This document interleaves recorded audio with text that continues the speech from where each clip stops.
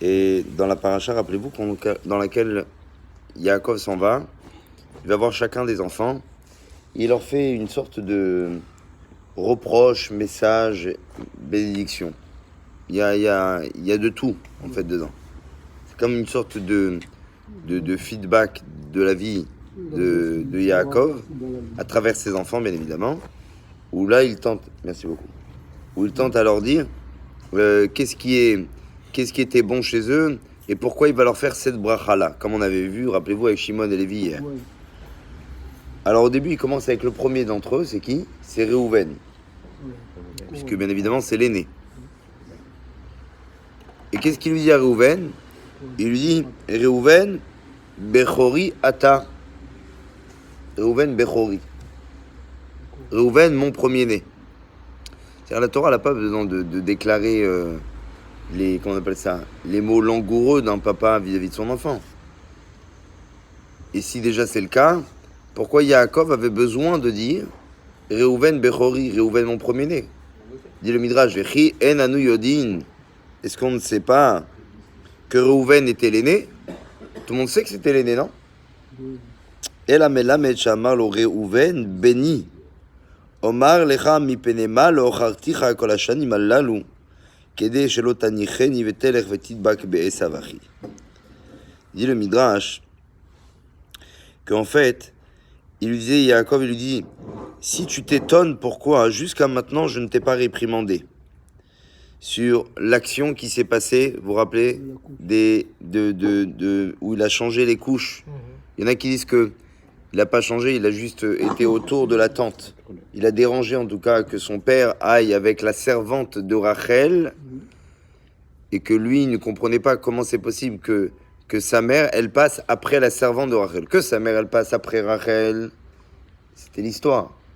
Mais que sa mère, elle allait passer après la servante de Rachel une fois que Rachel était morte, là il s'est dit non, c'est pas possible. Il a pris ça presque comme limite un affront, voire un mépris pour sa maman. Et c'est pour ça qu'il va déranger la couche de son père, dit-on. Et pendant toutes ces années-là, Yaakov ne va rien dire à Réhouven. Ça va être comme un sujet tabou, où il ne faudra pas en parler. Et là, il lui en parle à la fin de sa vie. Et il dit, alors je voulais te faire savoir, parce que j'avais peur que, en te faisant la réprimande, eh bien que tu m'abandonnes et que tu ailles voir mon frère Esav. Bon alors, avant d'expliquer qu'est-ce que ça veut dire, ouais, ici il faut juste comprendre ce qui est en train de se passer. Dans la première lecture de ce verset, on a Yaakov Avinu qui est assis, qui est en tout cas couché, pardonnez-moi. Il est Yaakov Avinu mitzad sheni nitzav Esav harasha agazlan hayedua ha'ish shenisa lertzorach Yaakov Avinu et kol mishpato. Ech ala ladat sheReuven itosh et aviv. Je comprends pas.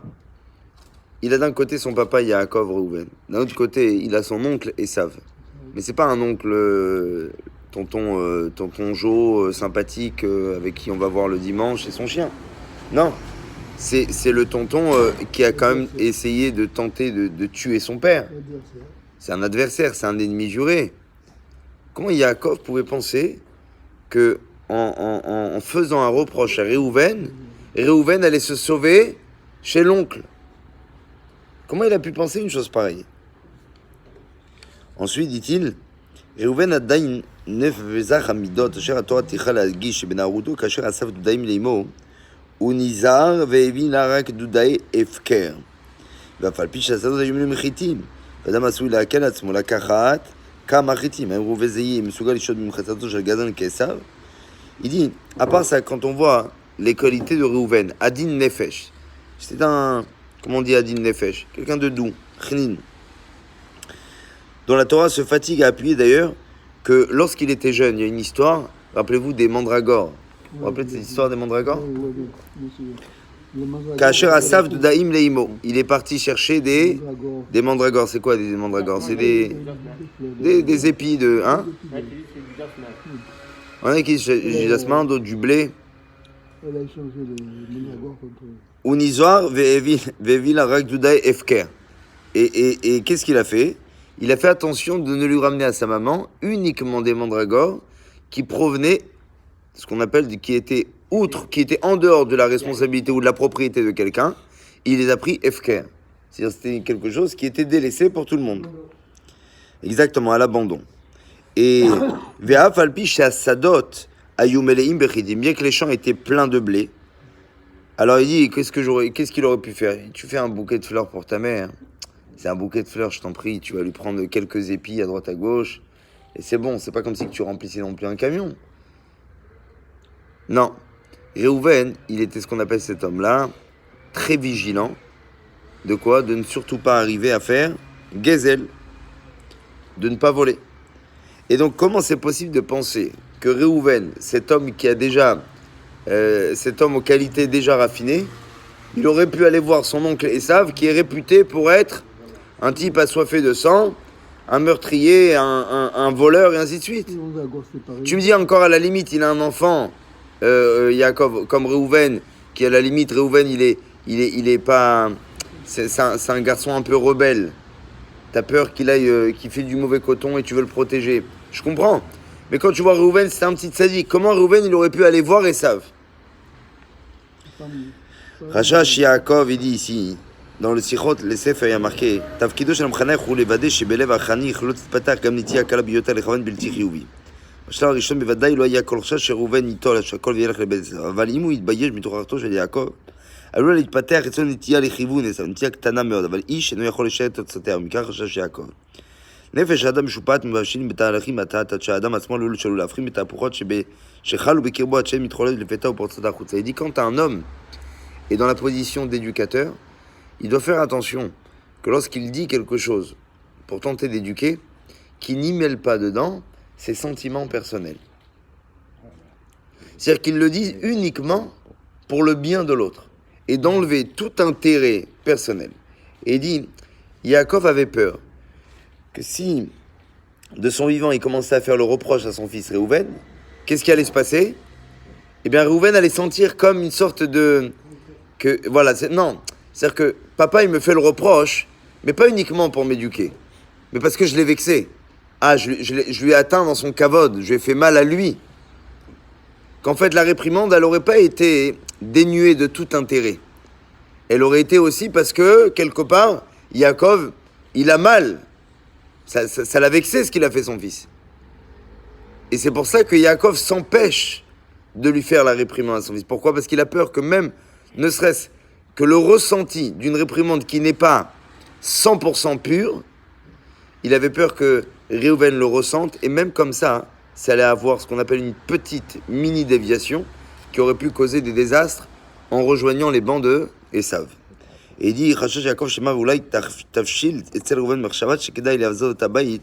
il dit, et qui sait qu'après, ne serait-ce même tafshil etzel Réhouven marshava, allez savoir, peut-être une petite pensée lui aurait traversé l'esprit. Bien qu'il a beaucoup de qualités. Il dit, la peur, la honte, les Chachamim ont toujours y pensé avec beaucoup de vigilance. Il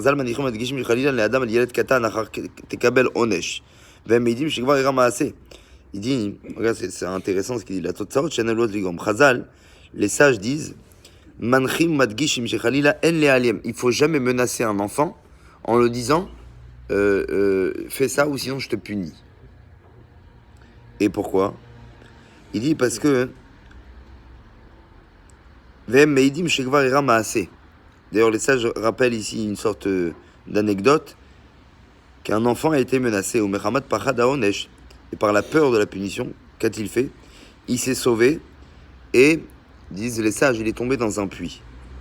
Car al yar'e adam letinok beozno al yar'e bal yayem alav el amalkeu miyad ou ishtok velo yimar lo klum. Je ne sais pas traduire exactement cette phrase, bien que les mots ne sont pas difficiles. Il dit al yar'e adam letinok beozno, qu'un homme ne se montre pas à son bébé, beozno, à son oreille. C'est pas crème, peut-être crème, regardez, crème. Bal yayem alav